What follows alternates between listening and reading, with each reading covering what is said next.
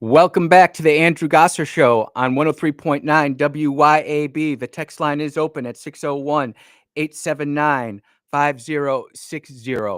We were talking about Trump's winning, and we kind of went and talked about the big, beautiful bill and all the spending that's there. And we can talk about that for hours and hours and days. But there's something else that happened, and President Trump has once again sued a major news organization and won. He actually won again. This time he's suing CBS News, and we all remember this, but let's play it in case you've forgotten about it.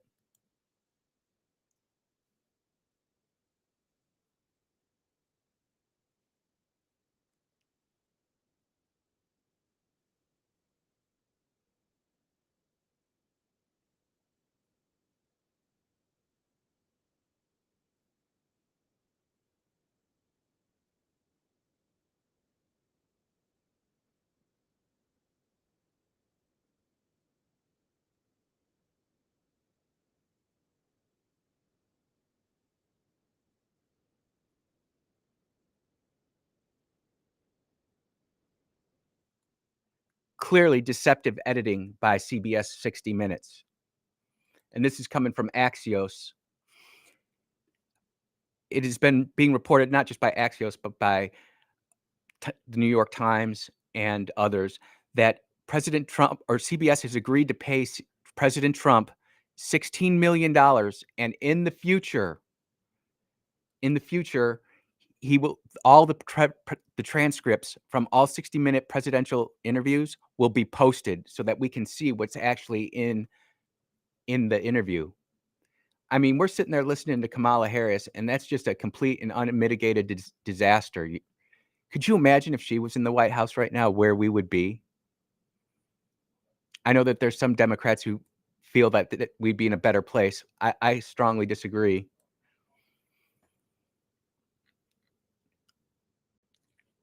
Paramount and Skydance have agreed to merge with the deal more than $8 billion last July, which is why this settlement had to be done. So one of the main things that Trump was holding out for was an apology, and CBS didn't want to do that. And we talked about how these news organizations, when they settle, they're opening themselves up for future lawsuits. The fact that CBS didn't have to admit publicly that they deceptively edited the Kamala Harris interview back before the presidential election is going to allow Paramount and Skydance to merge, and it's horrible. This reminds me of a movie. For those of us Gen Xers who remember the '80s, remember the movie with Arnold Schwarzenegger, The Running Man, where the news media and it had Len Dawson being this radio or this TV show host, sitting there kind of narrating, and it was a blood sport. These guys had to run and try to escape, and it turns out that Arnold was set up, and in the end, he exposes the mainstream media. And in The Running Man, of course, freedom reigns and everything. But here today, you look at it, and people are like, "Oh, it's just the news media lying again." This is the second big lawsuit that Trump's won, and there's a rumor that he might actually go after ABC and The View, which would be absolutely catastrophic to Disney. Disney's in a lot of trouble, obviously, with their latest Pixar release. That's absolutely cratered. The woke LGBTQ and DEI agenda that not just Disney's pushing, but the news media, the mainstream news media has pushed, is cratering. And we're at a really interesting time, which is why WYAB and local independent news media outlets are so critical, because that's the only place that you're going to hear what's really happening, unless it's just such a big story where the news media will cover it up to the most extent possible and then move on from it right away.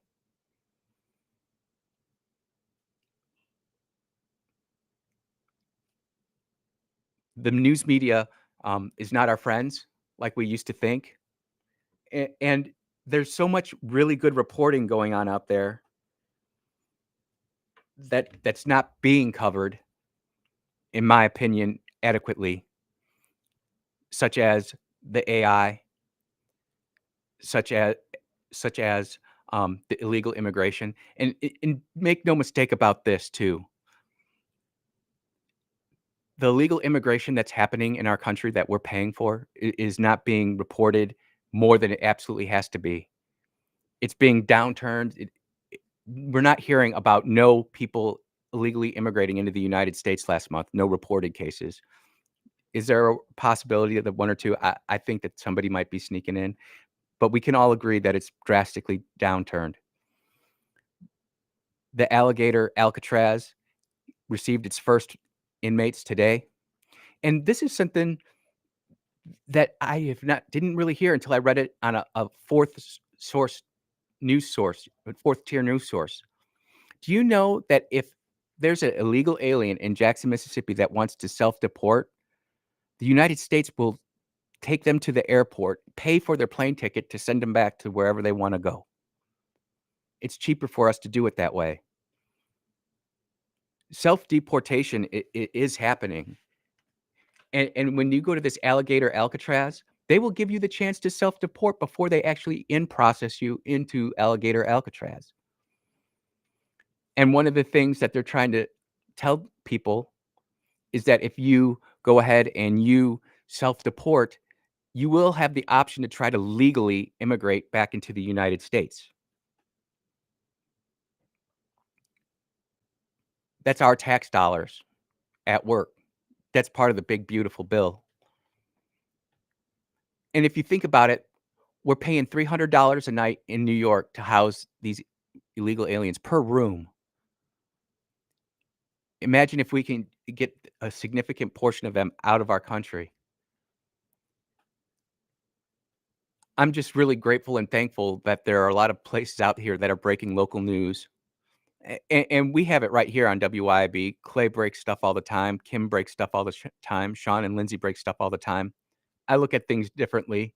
I think I have a little bit more of a nationalistic view, which is great because we all get to piggyback off each other.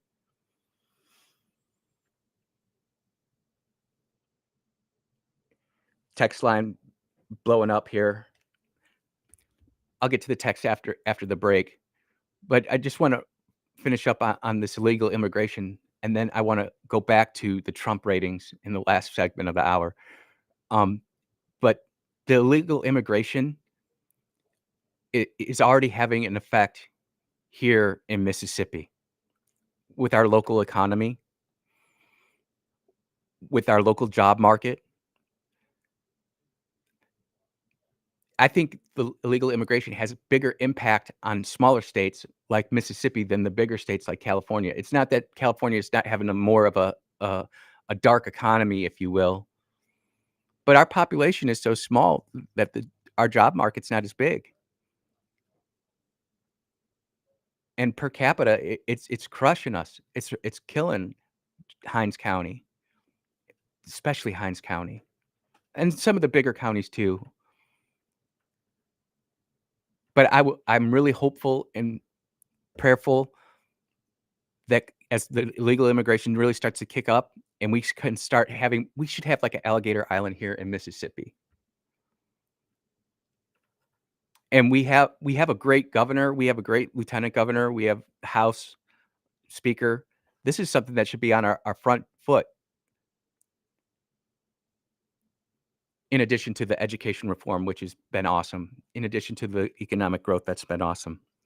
You're listening to the Andrew Gosser Show on 103.9 WYAB. We will be right back.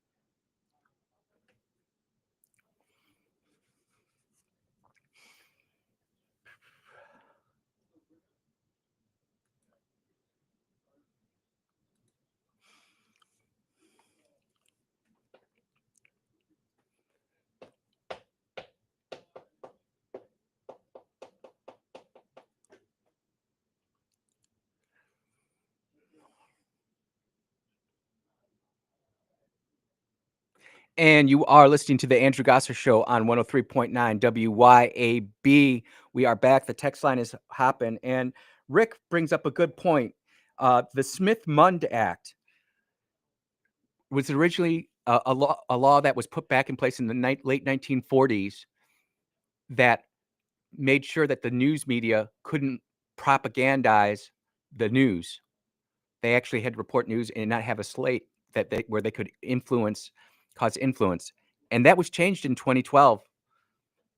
If you want to look at Wikipedia, not that the source is the same, but the data is correct that in 2012, there was an amendment filed to it.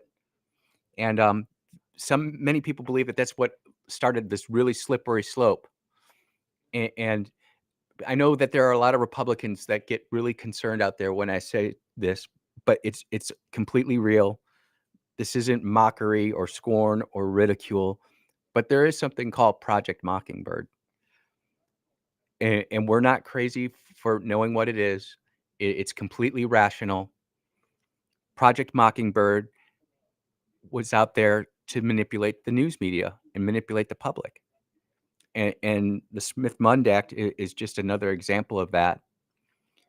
But I think this is a testament to President Trump and how he's been able to really get a hold of the American people. He's like above the fray. And I didn't get to finish this video, but I do want to play another 30 seconds of sound on this.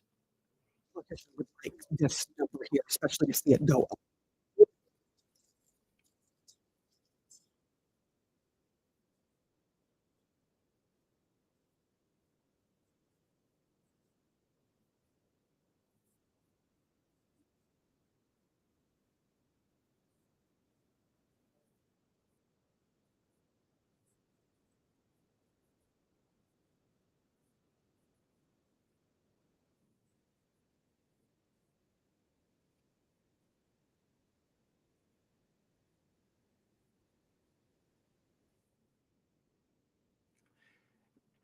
You know, the Gipper was probably my favorite president up until President Trump. Many of us know Ronald Reagan as Ronaldus Magnus. And the fact that President Trump has been able to connect with the American people on such a high level that between the politicians and the news media, he can still get things done, I think is one of the reasons, why I'm a little bit more inclined to support some of these people who end up voting for the big beautiful bill, even though I don't really like it. I it there's just too much going there. And I think this is where, President Trump loves a deal. If he can get a deal done, and this would be a great time to say, "Look, Mr. President, I know this year we've got to get this done, but next year, can we make sure that we get these things put into the budget?" And the president, unlike his first term, has surrounded himself with very loyal people who are incredibly smart, who understand that this spending is un- unsustainable. Some of the spending that's going down this year, the Space Force is going to jump from 19 billion to 40 billion dollars, and that's a lot of money. The Space Force, I found out, only has 17,000, roughly 17,000. They call them guardians in the Space Force. It's small, but that's clearly where the next big war is going to be fought in the minds of our military planners is space. I would say cyber as well.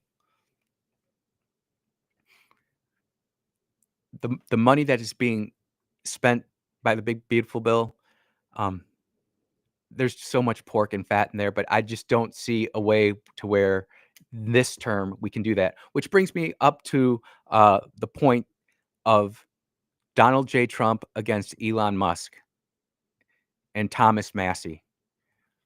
Thomas Massey, as many people know, he is a libertarian who caucuses with the Republicans, and he does vote no most of the time.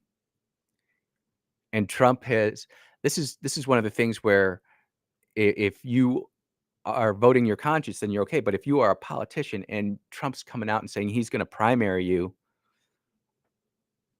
that's something that you have to take a serious look at. President Trump, when he endorses somebody, has somewhere between a 95 and a 98% success rate.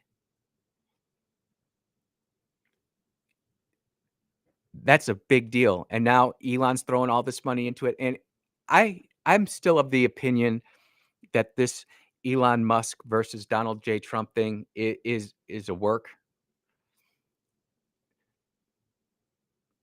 They're just continuing to put this out there. There's something else going on there. And that might be cover for the big beautiful bill. That might be something where they can come back next year and try to settle scores with. And I mean, if you listen to the war of words, President Trump has been really serious. And looking at Tesla stock today, it's up, even though the EV mandates are on the way out. And people are looking at Elon's other company, SpaceX. I wanted to talk about this, and I meant to get to this sooner, but I want to try to juxtapose something. And the reason I know this is because I was there when it happened.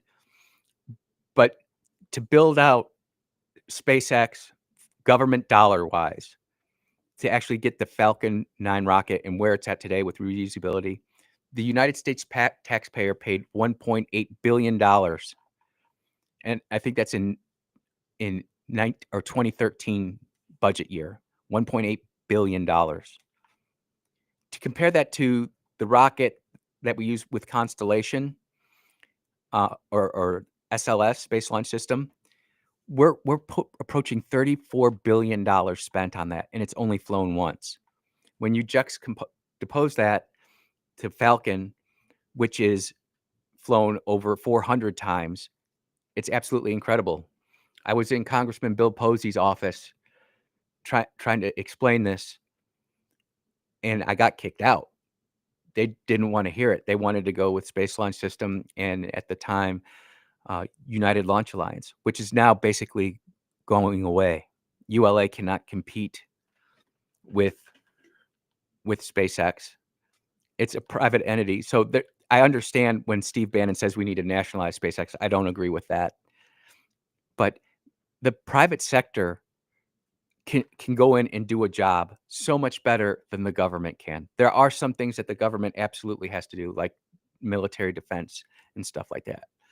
I get that, but we have so many incredible entrepreneurs out there, guys who you never heard of, that they have these small companies like Firefly Aerospace. People are like, "Andy, what the heck is that?" That's a private company that landed on the moon and did it for so much cheaper than NASA ever could. And the thing about it is if we try to use those techniques, tactics, and procedures that we used to develop SpaceX and then also Boeing, which was well, that's a great comparison too. Boeing also got a contract to compete with SpaceX, and they got $4.3 billion for their rocket, and they still haven't really had a successful flight yet. They did launch some astronauts into space, but they couldn't bring them home, and that was a whole big conspiracy theory. Did Biden leave them there stranded because he didn't want a political win? We can debate that from now until the cows come home. That's okay. But I'm telling you, if we take these techniques, tactics, and procedures that we applied with COTS and SpaceX and applied them to other sectors inside NASA and outside NASA, we would have so much more value for our American tax dollar. The pictures that we would bring back, the things that we're doing. And again, there are places where we need the National Aeronautics and Space Administration to go do stuff like that. I mean, without that initial investment in Falcon 9, Starlink wouldn't exist. That revenue stream wouldn't exist. And we don't take into account all the jobs that SpaceX has now created, not on the government, but through Starlink, through its other entrepreneurial services that SpaceX provides. And I don't know if you've watched the Starship program, but excitement is guaranteed while they're building this new rocket that's going to take humanity beyond low Earth orbit to the moon and to Mars. There's been some spectacular explosions, and because a private firm is doing it, we're not having to deal with it. And people say, "Oh, Andy, well, NASA has Space Launch System. They just had a test last week. A lot of people don't know about, but it was considered a complete failure. The nozzle on the solid rocket motor blew up, which was incidentally the cause of the Challenger accident back in 1986. It wasn't the same type of solid rocket booster failure, but it was still a failure nonetheless. Solid rocket motors are not the best for the environment. The vibration that you get off them is ridiculous. It's a very noisy ride. And once you turn it on, you can't turn it off. It's gonna burn until it's done burning. And, it's an older technology. I mean, we still use solid rocket motors all the time for things like our AMRAAM missiles and military missiles and stuff like that. But for commercial space, and as we get ready to go out and explore the moon and Mars and beyond, the solid rocket motor, in my opinion, is somewhere where we don't wanna go. And that this is just probably the very best example I can give to all of you out here on the WYAB community. Best example I can give you of a government-private partnership working together to open up new avenues. And, oh, by the way, in the big beautiful bill, rural internet for hospitals and schools and, farms, it is gonna be completely funded, so there's gonna be a lot of money out there, for Mississippi. I think if I'm not mistaken, I wanna say it's like 1.1 billion. That's a lot of money. That's a lot of scratch. You're listening to The Andrew Gosser Show on 103.9 WYAB. We will be right back.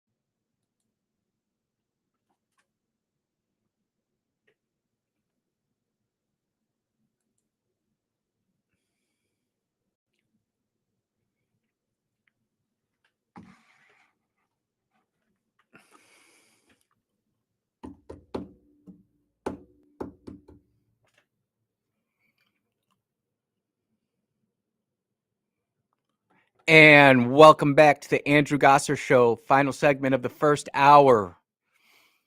Lots of people are really interested in this rural internet stuff. Some people are saying that there's been a lot of money spent and there's not been a lot of hookups. And I haven't actually gone and done some research on that. I'll probably do that tonight to see how Mississippi has done with its rural internet connections.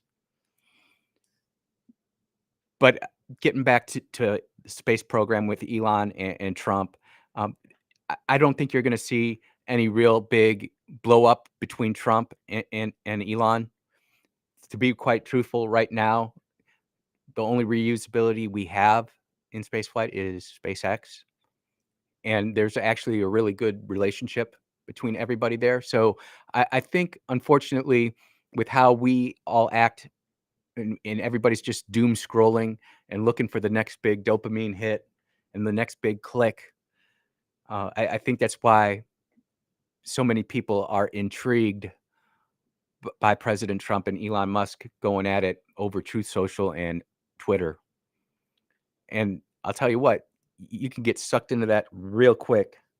I've got a new article coming up in the next hour, and again, this is not from the mainstream media, but um, the impacts of AI are coming out daily now. I'm like getting more and more news feeds for my Google alerts and my different searches that I do, and I just find it fascinating how people are becoming more and more dependent on this and being less and less able to actually function in society, which you know our anxiety boxes are connected to us 24/7.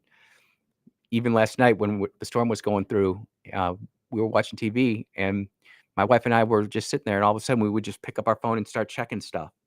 We're like, "What the heck? We don't ever do that."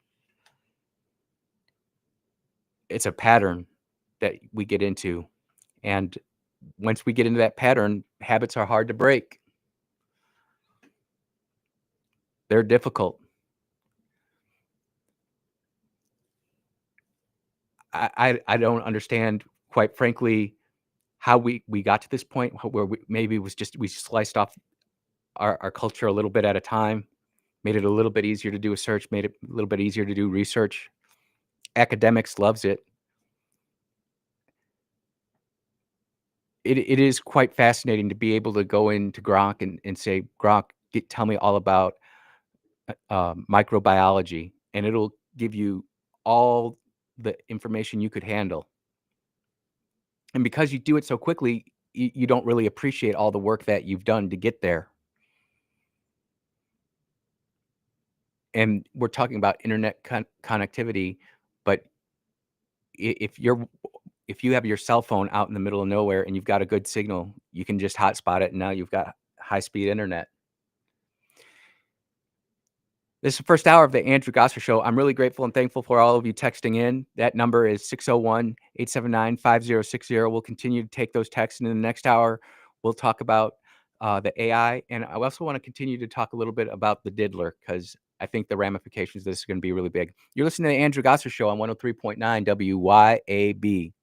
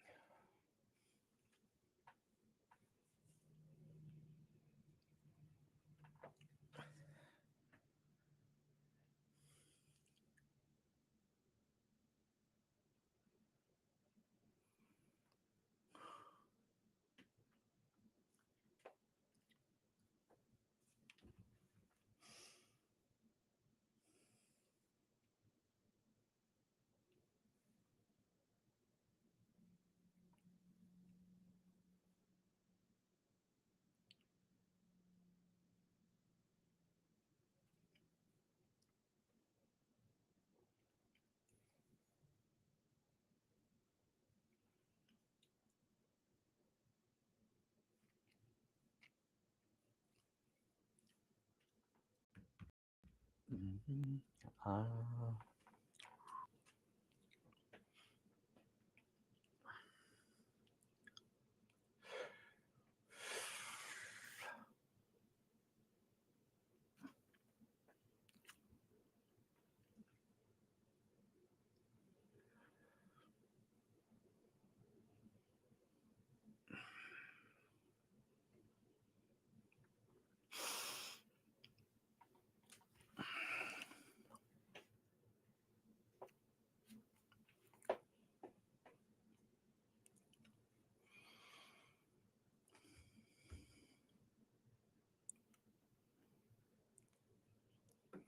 Yes, you are. It is the Andrew Gosser Show on 103.9 WYAB, streaming on Rumble, streaming on X, streaming on YouTube, and streaming on that Facebook platform that I don't like talking about. Also at the mothership at WYAB.com. Happy to be here. Text line is open if you want to talk about the media today. That's kind of like what I'm focused on. That number is 601 879 5060. The call number if you want to give me a call. That number is open too at 601-879-0002. We're trying to have some pleasant words like honeycomb, sweet to the soul and healing to the bones. But sometimes there are just things that come up that are just, I don't feel like talking about. And I know that there's a lot of people who are really interested in P. Diddy and everything that he did. But that's just, to me, an abomination. And yep, he got convicted on 2 lower counts of prostitution and all the really big ones, the racketeering and all that stuff. He's innocent. He's been found innocent of, not guilty, and he's not even going to spend another day in jail. I don't. He's been in jail for so long that they'll just do time served, and away we go. And P. Diddy will continue on with doing P. Diddy things and all that stuff that they found on the hard drives and stuff. That doesn't mean nothing. So away with that. Um, Something that came up that was just sent to me during the break, and I think I want to lead with it. It's CNN. And this is the kind of outrageousness that all of us are going to have to deal with the more and more that we will go down this conservative bent in America as we continue to lean more to the right. The claims on the other side are going to get wilder and wilder. And it just seems to me that the more winning we do, the more stuff that we do, the more fraud we get rid of, the more stuff we're going to have like this. And think about this before I click play. There are millions of people who are watching this and taking this as the gospel.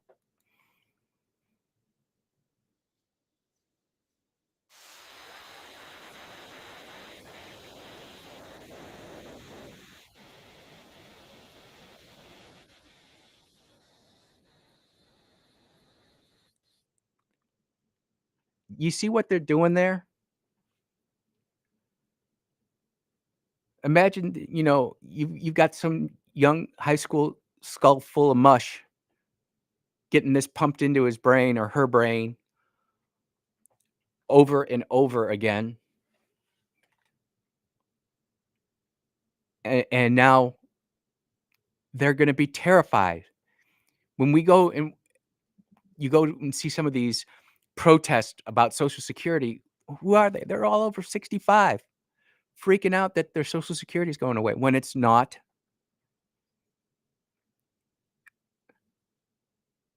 This whole media complex is starting to crumble, and this is, I can't find an official source for this yet, but I do believe it's true. But as soon as Pam Bondi and President Trump said they're going to go look into the No Kings protests and who's actually funding it all, where did that go? What happened to that? That's not to say that there won't be other protests and other craziness that happens. We live in America. We have our we have our First Amendment right.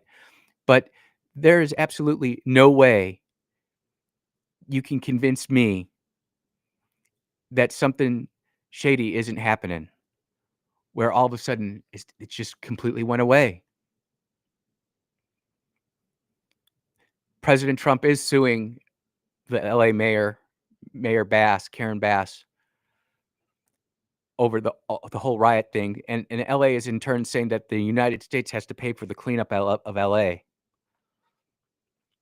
These leftist, um, cities, they're gonna have the day of reckoning. These sanctuary cities, Los Angeles, Seattle, Portland, Chicago, New York.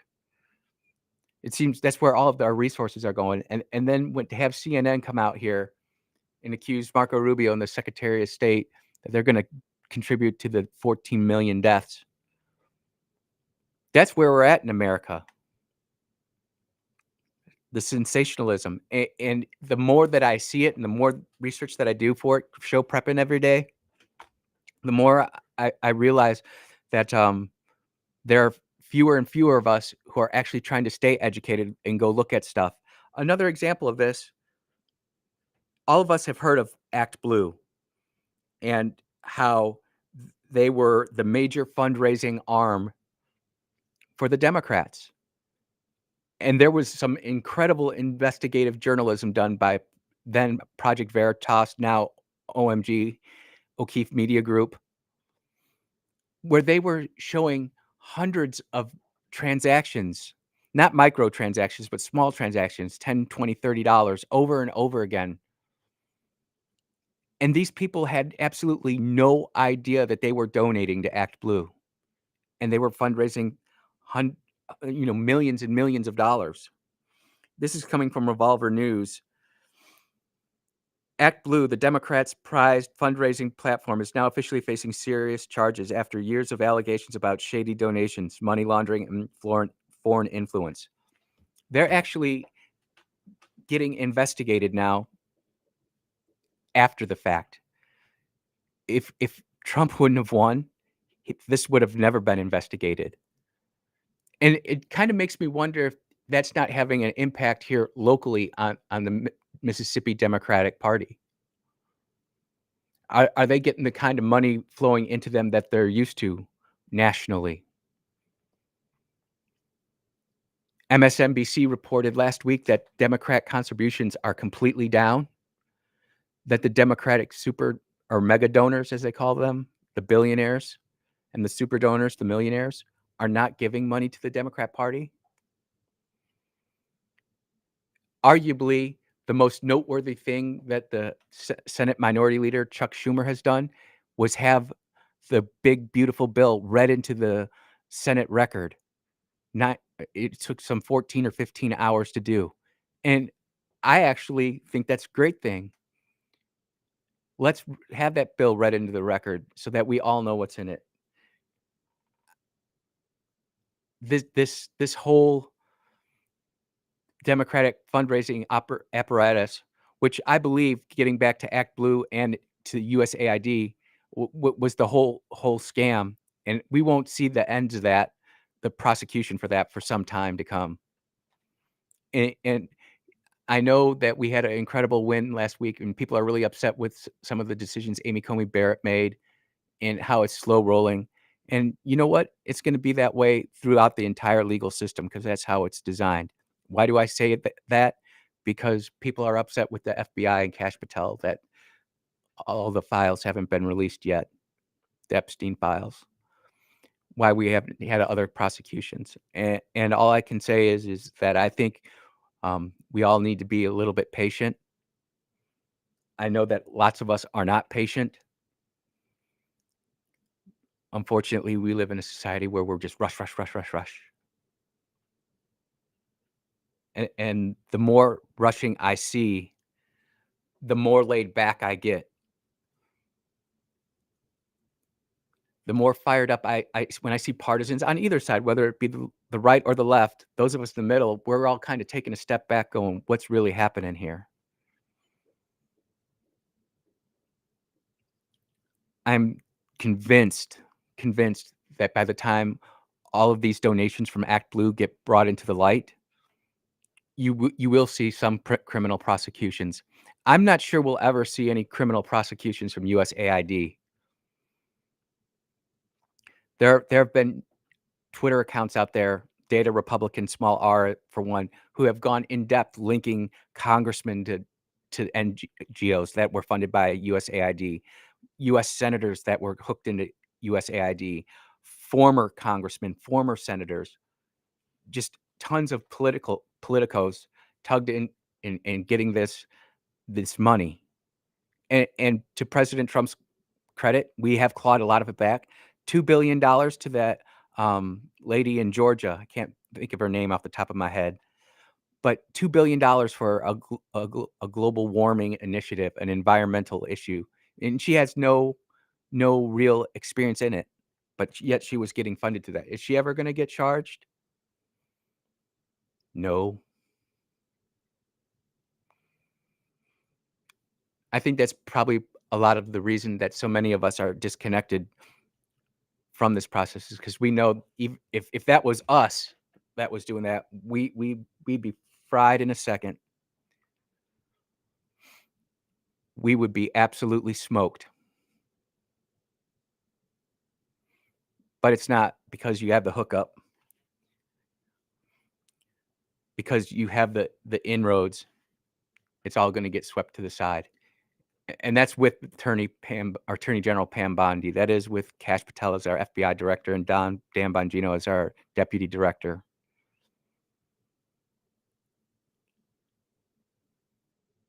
It's frustrating, but that's the world we live in. In other news, and this sort of kind of plays into the doom scrolling of everybody, that's just so negative. They'll trash Trump on tariffs. They'll trash Trump on his oil exploration. They'll trash Trump on egg prices. But then when it all gets worked out, you notice how those things all go away. But leave it to AOL News popping up in my feed. Waffle House has removed the egg surcharge. Why? Because eggs are now $2.60 a dozen from the $6 a dozen. Food deflation is happening. Didn't Trump say that was gonna happen? I think eggs will get down even further as soon as the energy prices come down more, because oil is low, but have you noticed that we've been really in that 260, 270 range around Jackson, Mississippi? I can remember back before COVID filling up my truck for $1.89 a gallon in Mississippi. That was awesome. I'd love to get back to that point. But this is just another one of those things where President Trump has been right again. We just have to be patient, and the signs are out there if we go look for them. It's hard to find it anymore. When we get back next, I wanna talk about YouTube and the new algorithm. For those of us who watch podcasts on YouTube, that those of us who garner some of our news from YouTube, you will have noticed a major change in the algorithms, and we're gonna talk about it when we get back. You're listening to The Andrew Gosser Show on 103.9 WYAB.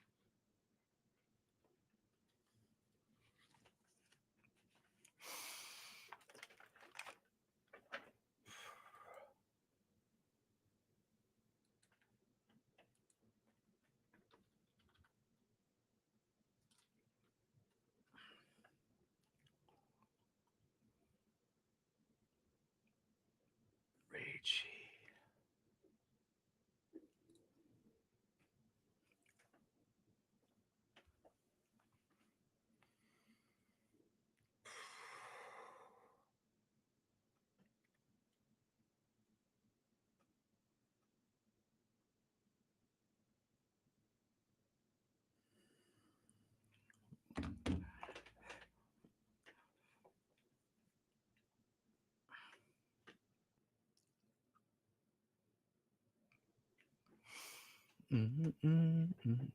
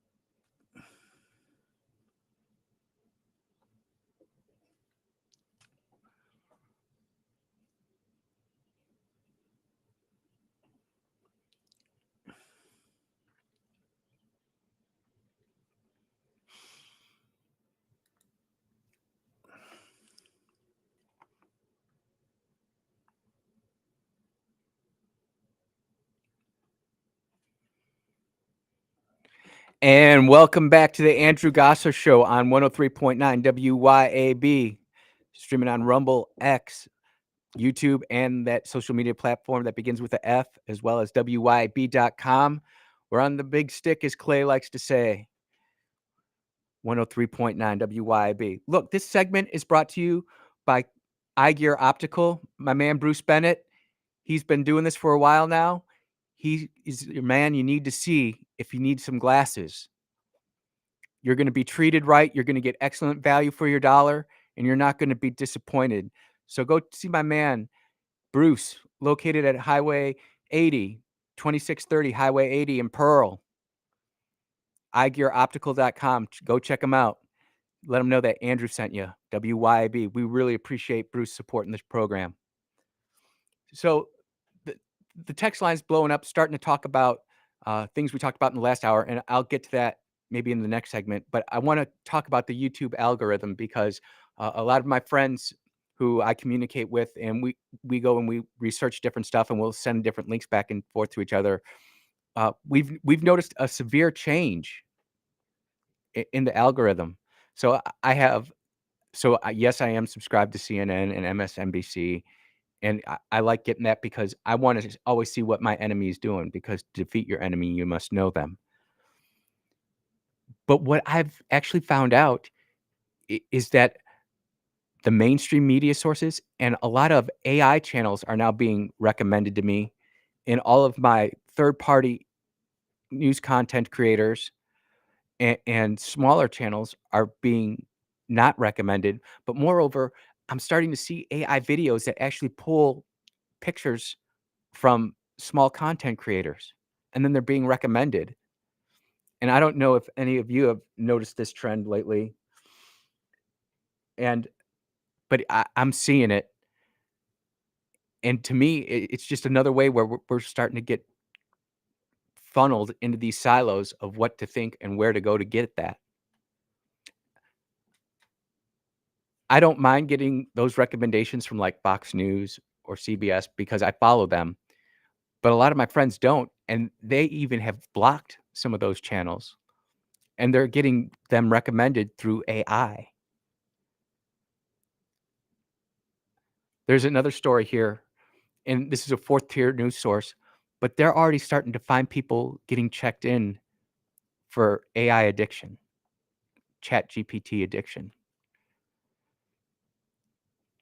It's powerful, and I just see that and on my YouTube feed, I have everything from news to farm videos. Um, as many of you know, I'm a model train guy, so I'll have some of that, and even those types of content is getting shifted away, and if they're doing it there, where else are they doing it? We do love Rumble, we do stream on Rumble, and, I go to Rumble for a lot of news too, and I don't see that impact nearly as bad there as I do on YouTube, and I've been using them less and less for the radio show. Number 1, the ads are absolutely ridiculous, and number 2, I just don't feel like the content is what it used to be.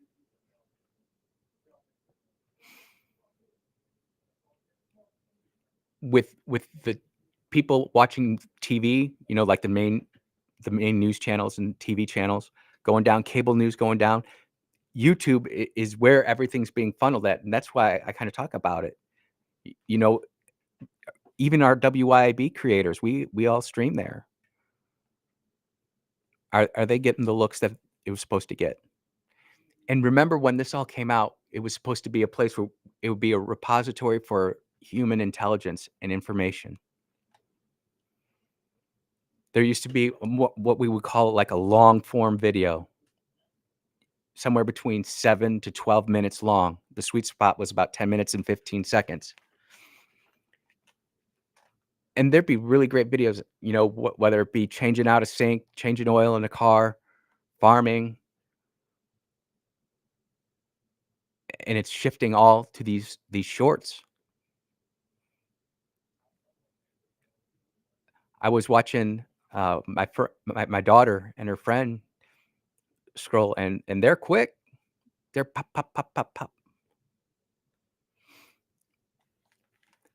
Luckily, my daughter still likes to go out fishing, and that's what she's doing today after chores, so that's cool. But that's what, I'm talking about. Um, Miss Lynette texted in and asked me my opinion on the big beautiful bill. I thought we covered it pretty well last hour, but, I think it is going to pass by July 4th. Um, just quick recap with the big beautiful bill. I don't like a lot of what's in it, but that's what we're gonna get this year, and I think next year, like I said in the last hour, Trump is a negotiator, he loves a good deal. I'd be saying, "Mr. President, I know we need to get this done this year, but next year, this is what we'd want." And there will be those people out there who are very cynical, and they have every right to be cynical, saying, "Oh, this is what they say every year. They just drag it on and on and on." What I would say is, they've never had somebody like President Trump in office who does have a 63% approval rating right now, which is the highest approval rating among Republicans ever, even higher than Ronald Reagan. And if you don't want that bill to pass, then I would call up your congressman and, let them know that you don't like it. I'd start getting plugged in. And you know what? That reminds me, today, starting 1 minute ago, Bruce Bartlett, my man who was over at Grip and Grin, get on out there and meet your local Republican Party. I know a lot of people don't like the party, and they think it's not operating the way they want it to, and they'd probably be right, but unless you become part of it, you're never gonna change it. And we're already starting to have people announce they're running for office in 2026, which is awesome. Get ahead of the game. You're over a year out, that's good. but if you're gonna run for one of these big offices, I hope you got some money because ultimately signs and social media don't vote. And just the truth of the matter is there's a very good, loud, vocal minority of us who are really constitutional conservatives, and we're great at doing that, but they don't vote. But I hope that answered your question, Texter. Let's see. Um, if the Democrats won, unknown Texter, if the Democrats won the White House, the Democrat AG would have started arresting people on day one. Where's Bondi? Where is Cash? Um, I don't, I don't want to think about President Kamala Harris or who the AG would be. That's frightening to me. But what I would say is this: red lines are being crossed like all the time now. The Democrats did it, so now we're doing it. So it's like tick and tack, and we're just slowly eroding away at our individual liberties and rights. Um, who would have thought that a sitting president or former sitting president would be charged on some craziness in New York, be found guilty just to end up ultimately having it all thrown out? You look at some of the stuff that um, the Biden administration did with its attorney general's office, the weaponization of the FBI. I mean, it's terrible. So when we ask, "Where's Cash? Where's Pam?" Do we want them to go back and do what they did to us? If they committed a crime, I have no problem with it, but I don't like the witch hunts that they did. I think you can go after these things like Act Blue, like we talked about in the first segment. There's plenty of low-hanging fruit to go after. I do think that the longer that the Epstein files get dragged out, the worse it's gonna be. I think, sadly, all that information is somewhere where we're never gonna find it. It might even be destroyed. I just don't see it, and I did not want all those videos and all that stuff released. That doesn't need to be put out there. What would have been nice is, like, a still of some people in a blurred out fashion where it was nothing graphic, but you could definitely know this person was doing something with an underage minor, and here's the goods. Talking about, not the mainstream media, but James O'Keefe and O'Keefe Media Group. They actually have pictures from inside Epstein Island that you can go out there and look, and they'll take you around and give you the tour. How come that hasn't been put out by the mainstream media? How come that hasn't been done?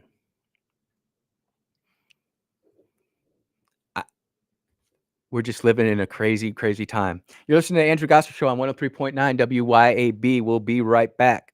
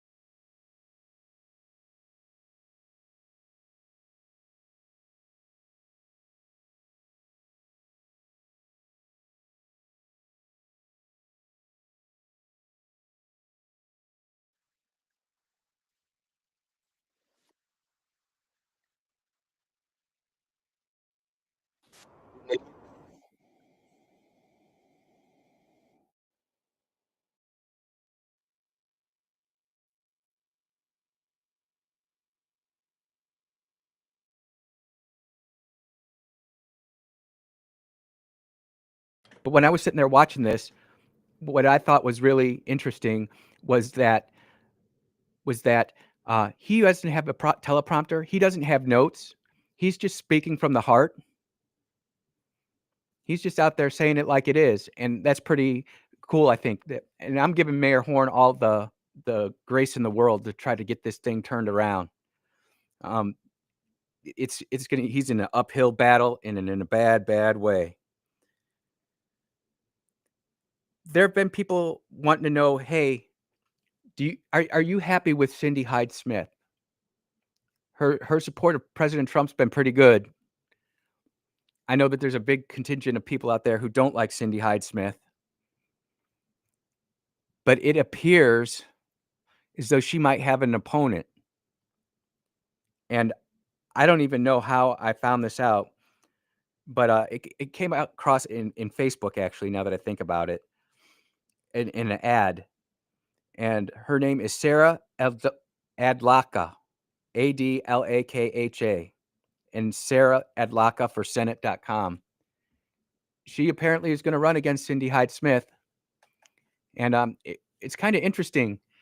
As I was researching her, she's got some good conservative views or point of views, but she's not from Mississippi. And I'm not sure if Mississippi would want to elect somebody for something as high as U.S. Senate when they're not from Mississippi. What I find even more interesting is she's from Illinois. And I know another guy who's from Illinois who moved to Mississippi. And she's just not from Illinois. She's from Chicago.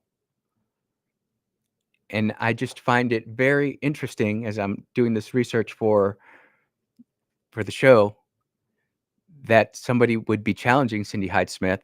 I mean, if we're just being objective, you might not like how she maneuvers behind the scenes, but every time that President Trump has needed her vote, she's been solid. And you can't deny that.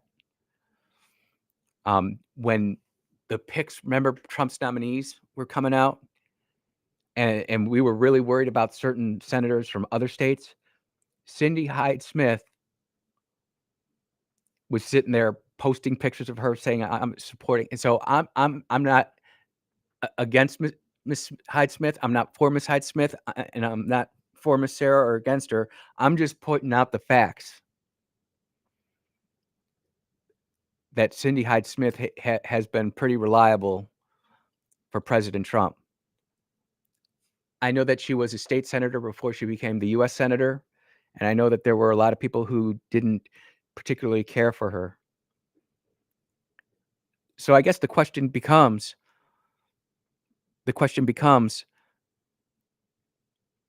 do you think Mississippi is going to be able to vote for somebody else besides Cindy Hyde Smith in the U.S. Senate?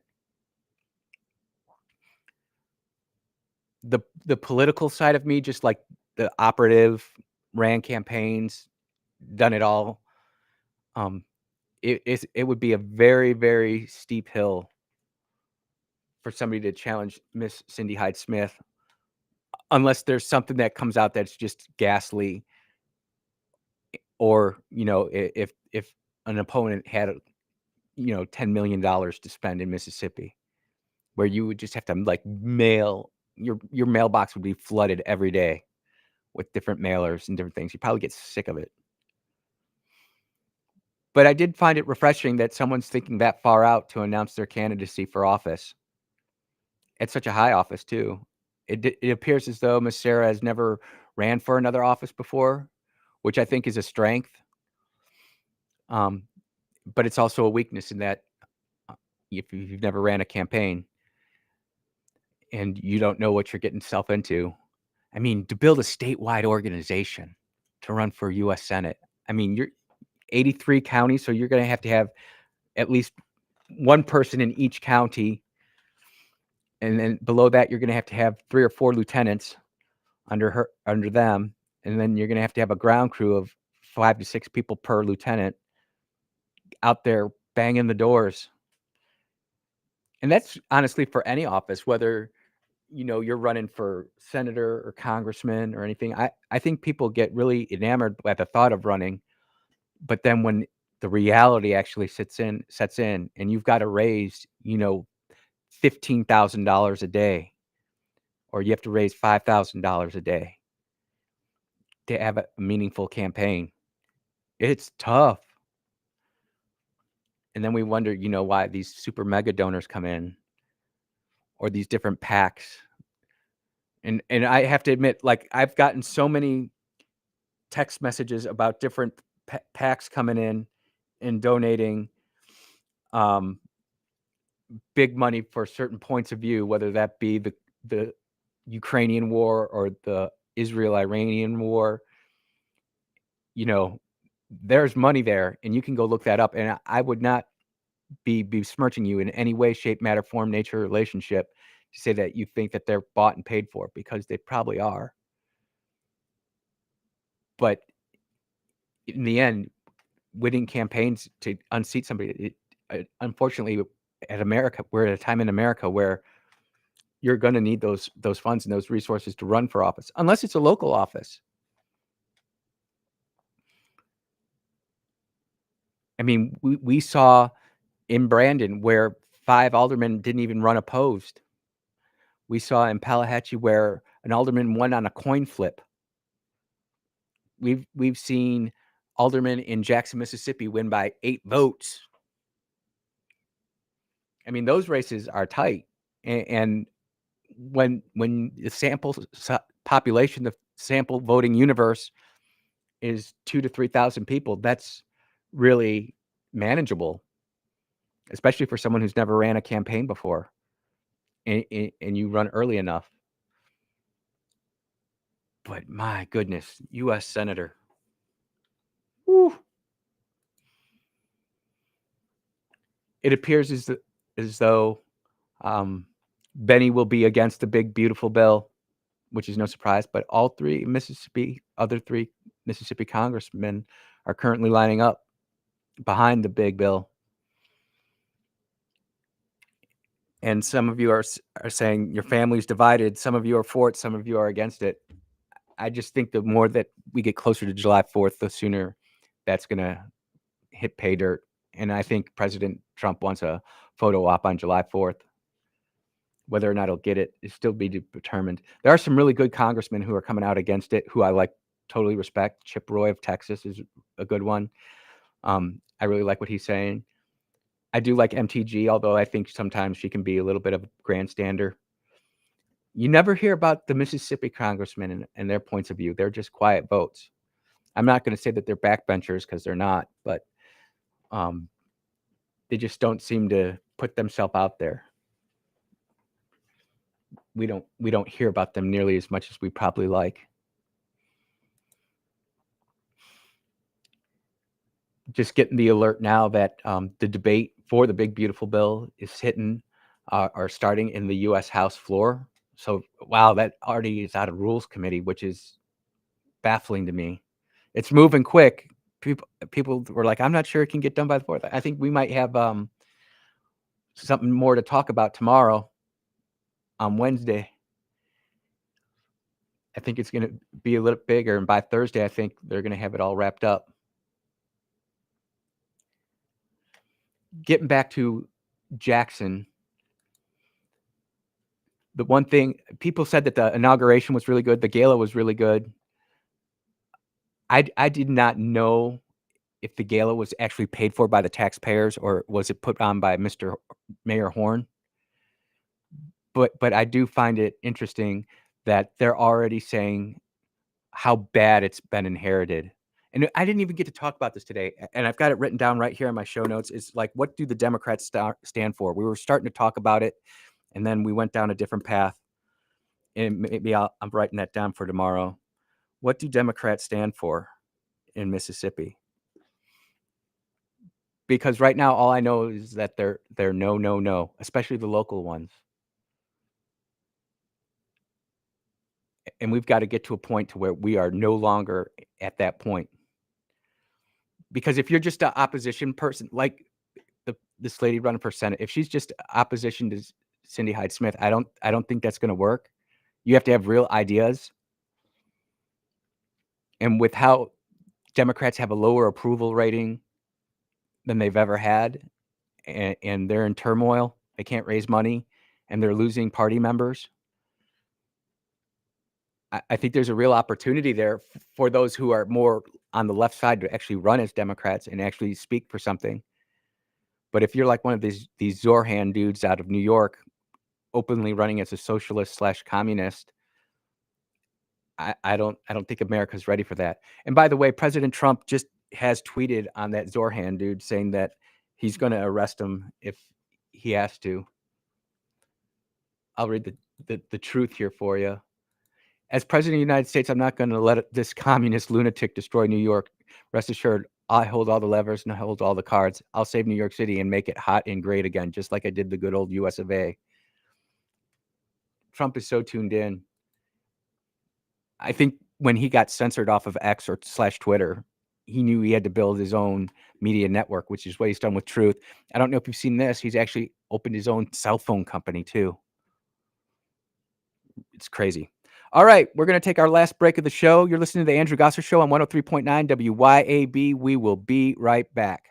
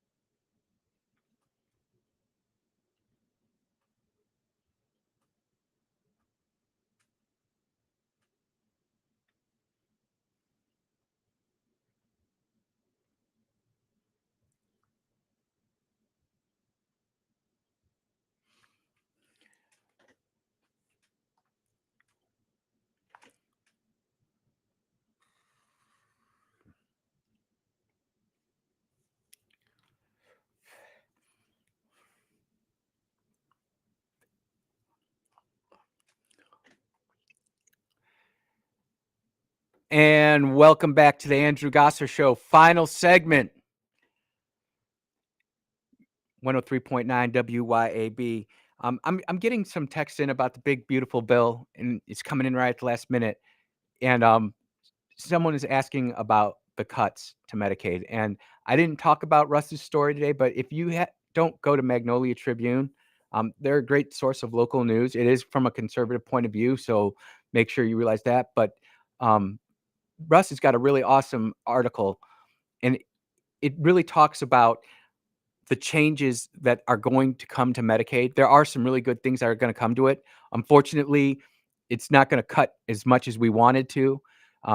Unfortunately, it looks like there are going to be there's going to be some coverage for illegal aliens, at least for this year. But Russ goes into the matter really good, and it definitely talks about our estimated reductions in the rate of spending. It's not cutting spending on individual people. And there's a work requirement too, which I'm all for. If you are able-bodied, if you can walk, if you can lift, if you can stand, and you can go do the things you need to do, you should be working. And the bill requires able-bodied adults without children and those with children over 14 to work at least 80 hours a month. If you think about it, that's $20 or 20 hours a week to get on Medicaid. There's work out there, part-time work, where you can get $20 a month and still get, or 20 hours a week and still get Medicaid.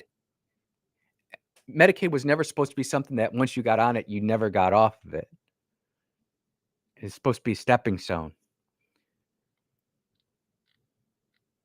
It's also talking about SNAP, and I don't know a lot about SNAP, but as I understand it, it's not going to impact SNAP or take away food from kids or moms.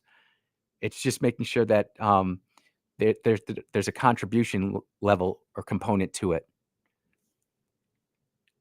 And we need to be able to go out and talk to people about SNAP and talk about the Medicaid reform and be able to speak about these things. So that way, when the feelings people come in, because this is how I feel, I'm going to help people. I want to make them feel good.